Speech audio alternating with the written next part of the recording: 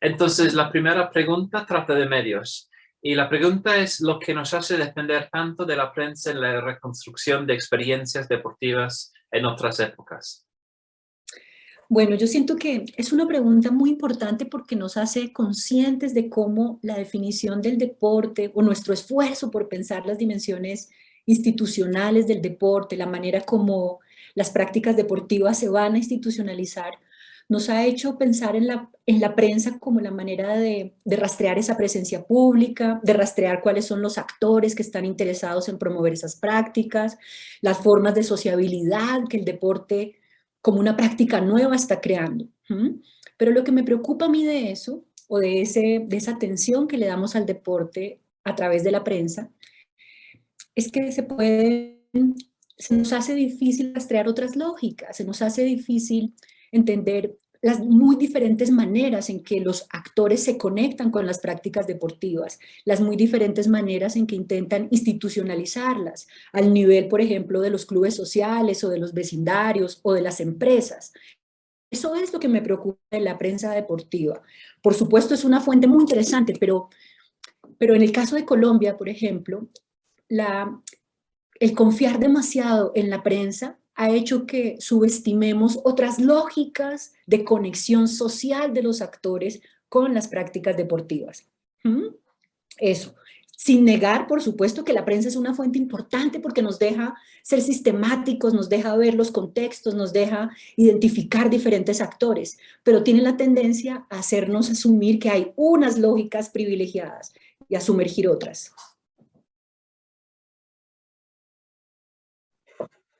Bueno, es una pregunta, digamos, que para mí tiene una gran importancia, sobre todo para los estudios de sociología histórica, que es el campo en el cual, digamos, yo me ubico.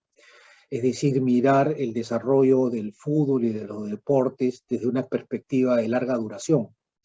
Cuando uno, y en ese análisis de larga duración, los medios de prensa cumplen un papel fundamental, aunque han ido cambiando a lo largo del tiempo. En las épocas, digamos, de los inicios de los deportes y del fútbol, uno lo que puede ver es que los equipos de fútbol, los jugadores y los registros de los partidos siempre están mediados por la opinión de la prensa, y acceder a la prensa es fundamental. Sin embargo, no es una prensa que nosotros podríamos decir completamente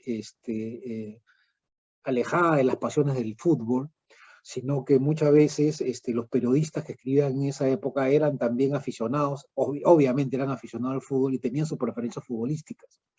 Entonces es muy importante cruzar la información de las prensas. En el caso particular mío del Perú, en el cual he estudiado los orígenes del fútbol peruano, hay dos periódicos muy importantes, hay más, pero digamos los más importantes son El Comercio y la Prensa, y cada uno de ellos tenía una lectura de lo que sucedía en el campo de juego distinta, del mismo partido, y con las preferencias, digamos, que se traducían en los propios reporteros. Entonces, los reporteros son una suerte de historiadores, digamos, que van registrando los hechos y que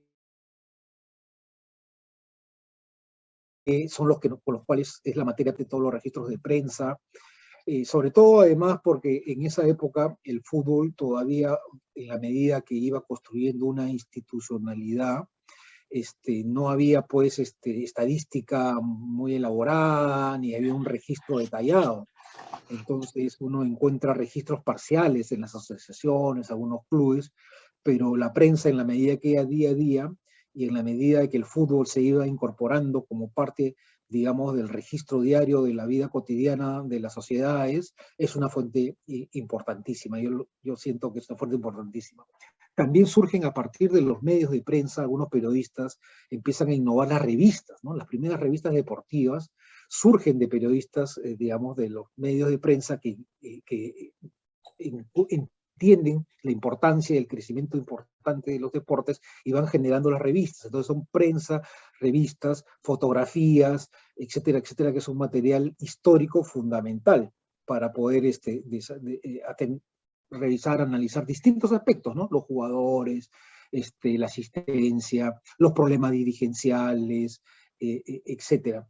Luego, obviamente, cuando el fútbol ya, digamos, dando un salto, histórico muy grande hacia décadas más cercanas, la prensa cumple, si bien cumple el mismo papel, es un papel más sofisticado, ¿no? Digamos, ahora ya tenemos pues otras fuentes, estadísticas, registros de las federaciones, de las asociaciones, de la propia FIFA, etcétera, pero la prensa sigue siendo un elemento importante para poner la voz de los jugadores, de los entrenadores, de los hinchas, que en la medida que los hinchas se van convirtiendo parte del espectáculo deportivo, y finalmente ya con el Internet y con la prensa electrónica, esto es digamos, ya se abren enormes posibilidades con el Twitter, y en fin, con eh, Facebook y todos los foros que se puedan generar, ¿no?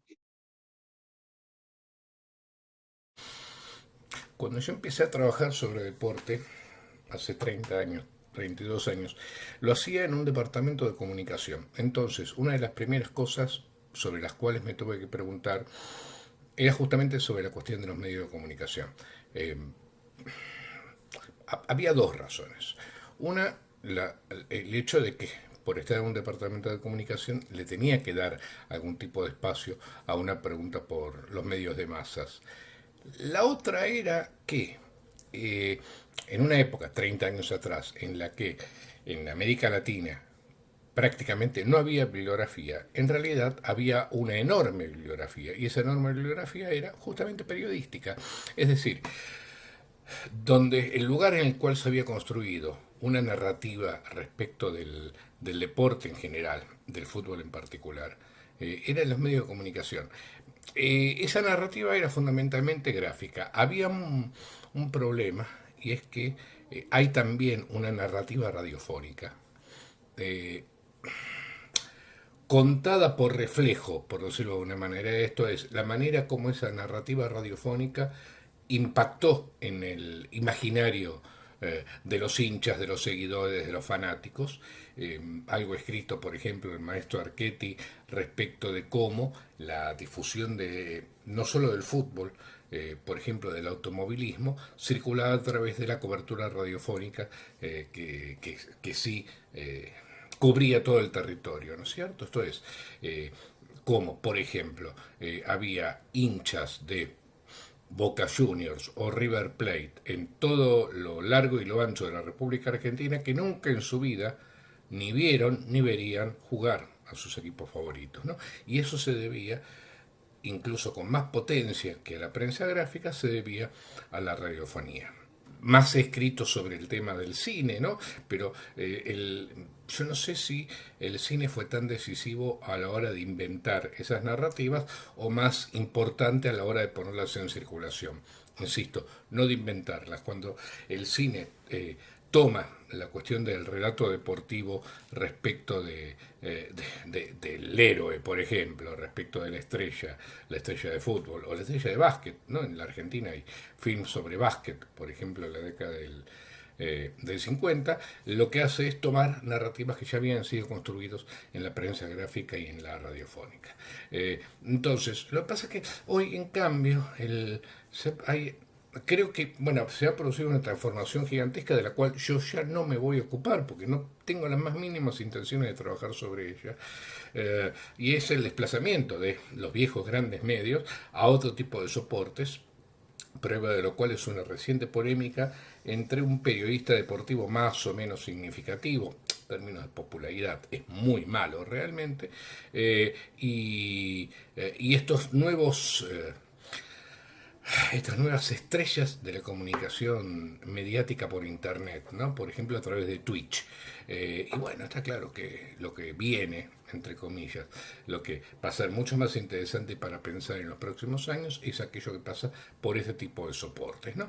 Aún a pesar de que los grandes medios y las grandes corporaciones, pienso en Disney a través de ESPN, Fox, por ejemplo, son los grandes dominantes. Ojo, porque ahí están surgiendo de manera muy consistente en el plano deportivo estas alternativas más o menos individuales, ¿no? En el terreno de las redes sociales, por ejemplo.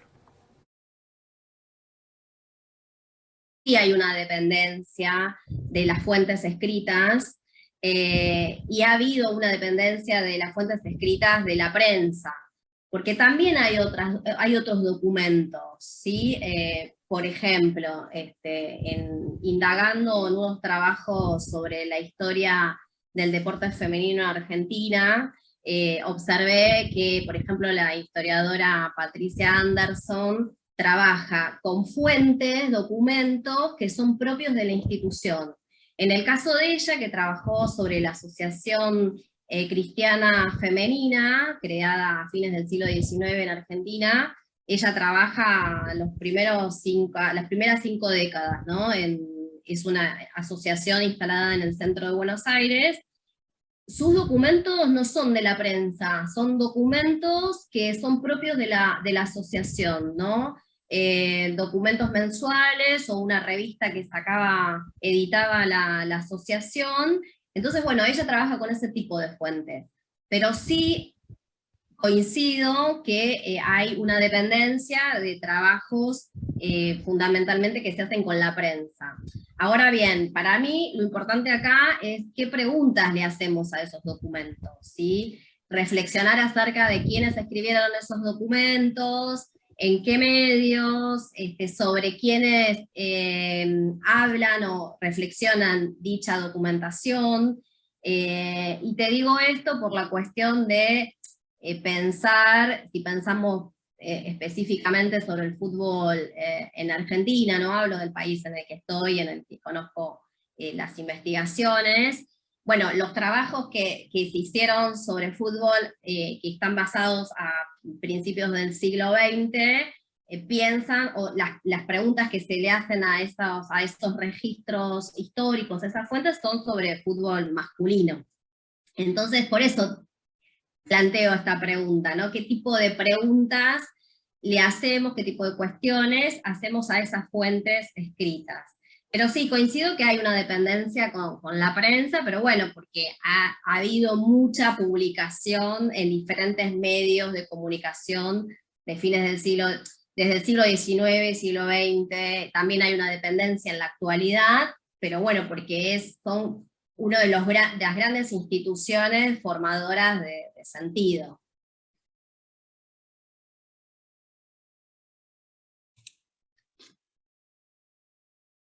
Olá, colegas das LAS, do encontro que acontecerá esse ano na cidade de Bath, em 2022. Sou Bernardo Buarque, professor da Escola de Ciências Sociais no Brasil, falando de São Paulo. Gostaria de agradecer a Peter Watson e a Matthew Brown pela enquete, em que eu vou aqui procurar de maneira pontual fazer algumas considerações, começando pelo aspecto dos meios de comunicação, da relação dos esportes com os meios de comunicação e da dependência que temos da imprensa esportiva como base para as nossas pesquisas.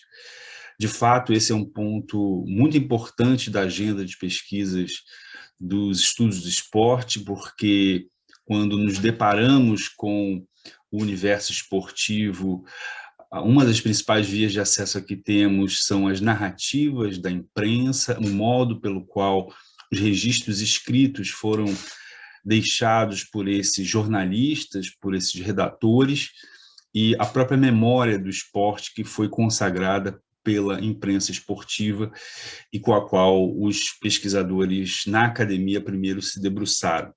Então, me parece que esse, de fato, é hoje um aspecto a ser não superado, mas a passar a coexistir com outras fontes, com outras formas de inserção no meio.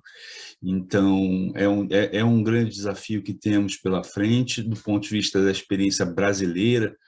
Falo pelo que acompanho das publicações no Brasil.